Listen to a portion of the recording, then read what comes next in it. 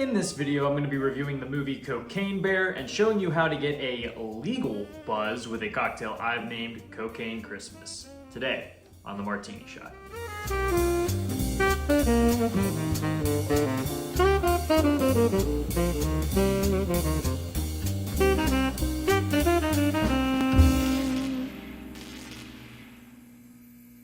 Hello and welcome to the Martini Shot, home of movie reviews and movie-themed cocktails. My name is Brandon, and before we get into the review, let's make a cocktail that sticks with a man forever that I've named Cocaine Christmas.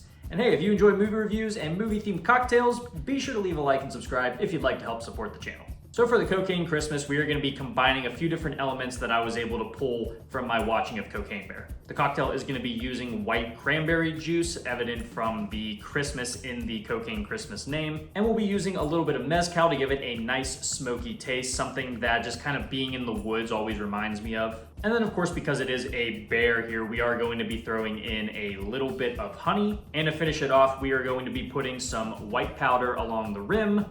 You guessed it, it's sugar. It's not cocaine, it's sugar.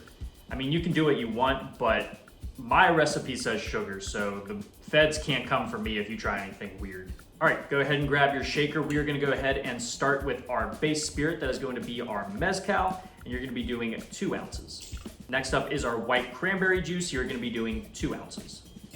Next is some tartness from some fresh lime juice. We're gonna be doing 3/4 ounces. And then finally for our honey, you can either use raw honey or you can use a honey syrup, whichever you prefer. And you're gonna be doing 1/2 ounce. All right, let's get ice in our shaker and shake the chill. All right, before we strain the cocktail, we need to prepare our glass. Basically, we're just gonna be adding a sugar rim to whatever type of glass you prefer. For this, I'm gonna use a coupe glass. I just think it'll look nice. So basically what you'll need to do is take a lime wedge, rub it around the rim of your cocktail glass, and then coat the rim in sugar. Once your glass is ready, you can go ahead and strain.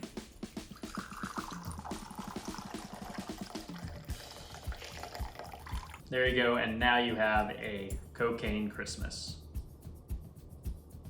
So you definitely get a lot of that mezcal. It really pairs nicely with that white cranberry juice, which if you're not familiar, isn't as bold, not as sweet as normal cranberry juice. It's a lot more lighter, which I think makes it a lot more easier to drink. And then the addition of the lime juice and the honey gives it a nice little addition of natural sweetness alongside that sugar rim. So there's definitely a lot of sweetness going on here, yet it's not too overpoweringly sweet. It's just the right amount. And yeah, I think this one is very nice. It's smoky, it's crisp, it's sweet. Very, very good balance. Big fan of this one. There's a lot of interesting flavors going on here, and I think it pulls through. Now that we have our drink, let's jump straight into the review of Cocaine Bear. In the immortal words of Rick James, cocaine is a hell of a drug. That's a lesson a 175-pound American black bear learned one September in 1985. After a drug trafficker dropped several containers of cocaine from an airplane flying over Tennessee, the animal stumbled across a few of them and ingested them.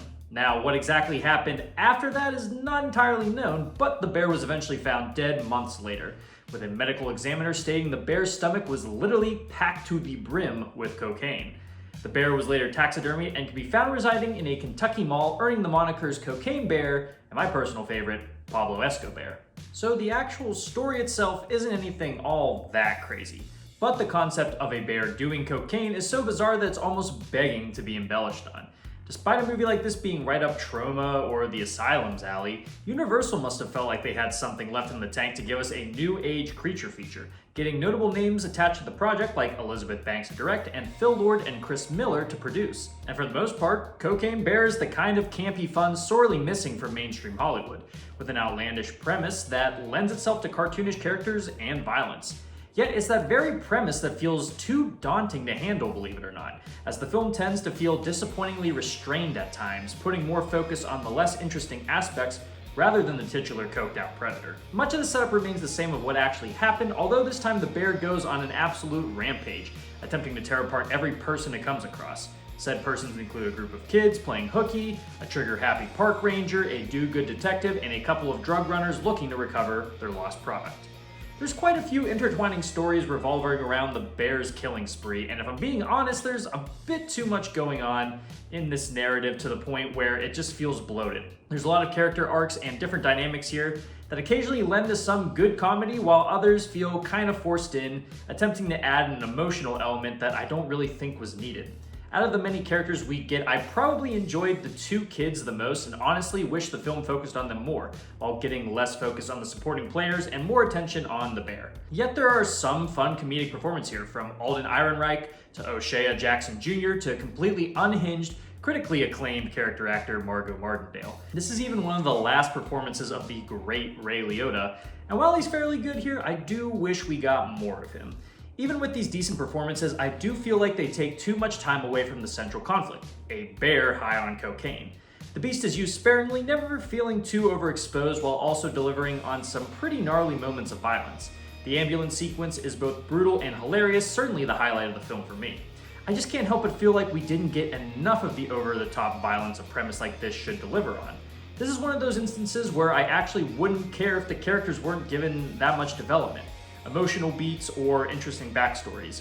It's not really needed, but what is needed is silly, gory fun and some effective tension. Those small bits of fun just don't happen often enough, eventually lending to a pretty underwhelming climax. The narrative is far too conventional for a film like this, never really taking risks or showing left field ideas.